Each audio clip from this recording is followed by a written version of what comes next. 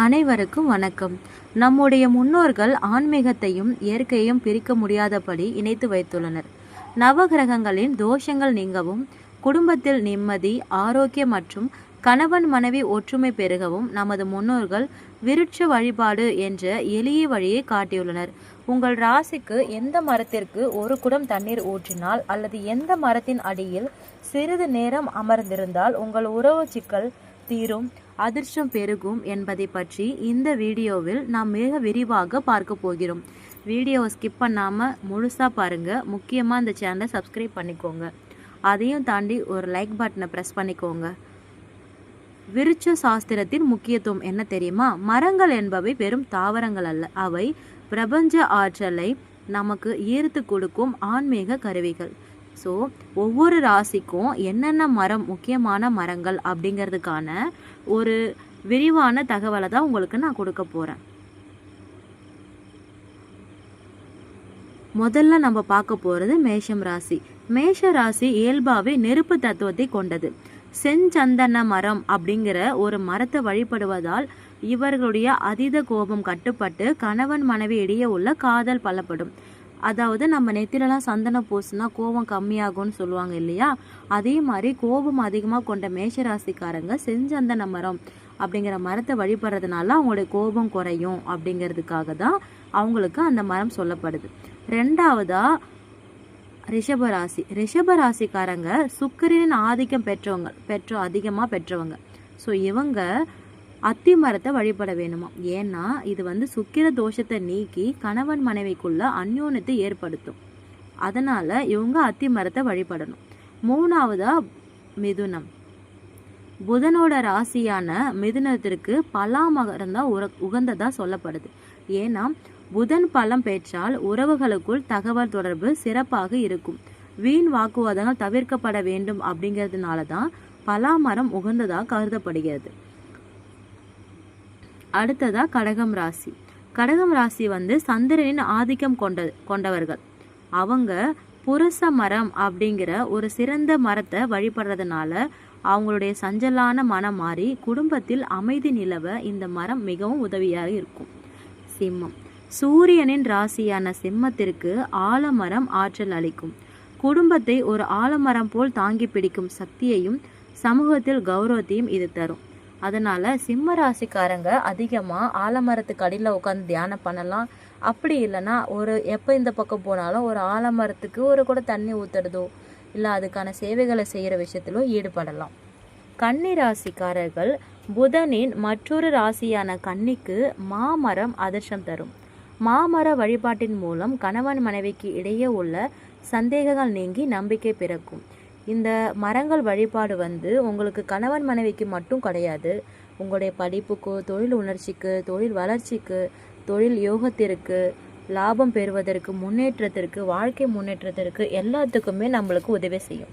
So கன்னிராசிக்காரங்க மாமரம் கிடைச்சதுன்னா உங்களால் முடிஞ்சதுன்னா நீங்கள் வளர்க்கலாம். அப்படி இல்லைன்னா எங்கே மாமரம் இருக்கோ அதுக்கான சேவைகளை நீங்கள் செய்யுங்க.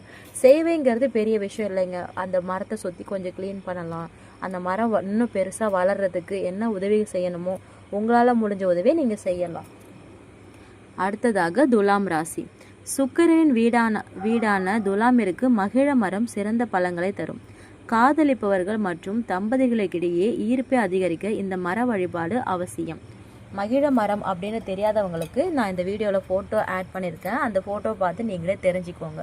ஸோ துலாம் ராசிக்காரங்க கண்டிப்பாக மகிழ மரத்தை வழிபாடு செய்யுங்க. அடுத்ததாக விருச்சிகம் ராசி. செவ்வாயின் ஆதிக்கம் நிறைந்த விருச்சிக ராசிக்கு கருங்காலி மரம் ஆற்றல் தரும். கண் திருஷ்டி அல்லது பிறரின் எதிர்மறை எண்ணங்களால் ஏற்படும் கணவன் மனைவி பிரிவை இது சரி செய்யும். கண் திருஷ்டி பிரச்சனைனாலே நம்ம கருங்காலி தான் போடணுங்கிறது எல்லாருக்குமே தெரிஞ்ச விஷயம். ஸோ விருச்சிக ராசிக்காரர்கள் கண்டிப்பாக கருங்காலி மரத்தை வழிபட ஆரம்பிங்க. தனுசு ராசி. குருவின் வீடான தனுசு ராசிக்காரர்கள் அரச மரத்தை வழிபட வேண்டும். குழந்தை பாக்கியம் இல்லாத தம்பதியருக்கு வம்ச விருத்தி ஏற்படவும் முன்னோர்களின் ஆசை கிடைக்கவும் இது உதவுகிறது. அடுத்ததாக மகரம் ராசி. சனியின் ஆதிக்கம் கொண்ட மகர ராசிக்கு ஈட்டி மரம் பலன் தரும். கடின உழைப்புக்கு ஏற்ற பலனும் குடும்ப உறுப்பினர்களின் முழு ஒத்துழைப்பும் கிடைக்கும். கும்பம் ராசி. சனியின் மற்றொரு வீடான கும்பம் ராசி வன்னி மரம் மிக மிக விசேஷமானது. குடும்பத்தில் நீண்ட நாட்களாக இருக்கும் தீராத பகைகள், சொத்து பிரச்சனைகள் நீங்கி சுமூகமான உறவு மலரும். அடுத்ததாக மீனம் ராசி. குருவின் ஆதிக்கம் பெற்ற மீன ராசிக்கு ஆலமரம் அல்லது மாதுளை செடி நற்பலன்களை தரும். பிள்ளைகளின் கல்வி, திருமணம் போன்ற காரியங்கள் தடையின்றி நடக்கும். ஸோ மீனம் ராசிக்காரங்க உங்களால் ஆலமரத்தை தான் வீட்டில் வளர்க்க முடியலனாலும் பரவாயில்ல, ஒரு மாதுளை செடியை வளர்க்குறது மூலமாகவே உங்களுடைய எல்லா பலன்களையுமே நீங்கள் அது மூலமாகவே பெற்றுக்கலாம். சரிங்களா? ஸோ நான் மரங்களை வழிபடணும், நிறைய விஷயங்கள் செய்யணும் அப்படின்னு சொன்னேன். ஆனால் அதுக்கான சரியான முறையை பற்றி உங்களுக்கு நானே இந்த வீடியோவில் சொல்லிடுறேன். தண்ணீர் ஊற்றுறது எப்படின்னா, உங்கள் ராசிக்குரிய மரத்திற்கு காலை 6 மணி முதல் 10 மணிக்குள்ளே தண்ணீர் ஊற்றுறது ரொம்ப சிறப்பான விஷயம். அந்த மரங்களை நீங்கள் எப்படி சுற்றி வரணும் அப்படின்னா, ஒரு மரத்தை 9 முறை வலப்புறமாக சுற்றி வந்து மனதார உங்கள் குடும்ப பிரச்சனைகளை கூறி வழிபட வேண்டுமா. ஓகேங்களா? அடுத்து தவிர்க்க வேண்டிய விஷயங்கள் என்னென்னா, எந்த காரணத்தை கொண்டும் மரத்தின் கிளைகளையோ அல்லது இலைகளையோ தேவையின்றி உடைக்கக்கூடாது. இது நார்மலாக நம்ம இயற்கைக்கு செய்ய வேண்டிய ஒரு முக்கியமான சேவை தான். எந்த ஒரு மரங்களையும் தேவையில்லாமல் நகற்றாதீங்க, வெட்டாதீங்க, இலைகளை பிடிச்சி கில்லாதீங்க. அதுவே பெரிய நல்ல விஷயமா இதில் சொல்லப்படுது. அடுத்ததாக உங்களுக்கு நிறையா கேள்வி தோணும். இப்போ நான் சொல்லும்போது மரத்தை தண்ணி ஊற்றி வளர்க்கணும், மரத்தை சுற்றி வரணும், அதுக்கப்புறம் வீட்டில் இந்த செடியை வளங்க, இந்த செடிக்கு அடியில் உட்காருங்க அப்படின்னு நான் நிறைய விஷயங்கள் சொன்னேன். ஸோ உங்கள் மனசுக்குள்ளே எல்லாருமே என்ன கேள்வி முதல்ல வரும்னா, எங்கள் வீட்டில் மரம் வளர்க்க இடம் இல்லையே, அப்படின்னா நான் என்ன செய்கிறது? கண்டிப்பாக எல்லாருக்கும் தோணக்கூடிய விஷயந்தான். ஏன்னா நிறைய பேர் வீட்டில் இப்போ வீடு கட்டுறதுக்கே இடம் இல்லை, அந்த இடத்துல செடி வளர்க்குறதுக்கு எங்கே இடம் போகிறது அப்படின்ற கண்டிப்பான விஷயங்கள் நிறையா பேரோட மனசில் தோணும். அதுக்கான பதிலே நான் உங்களுக்கு கொடுக்குறேன்.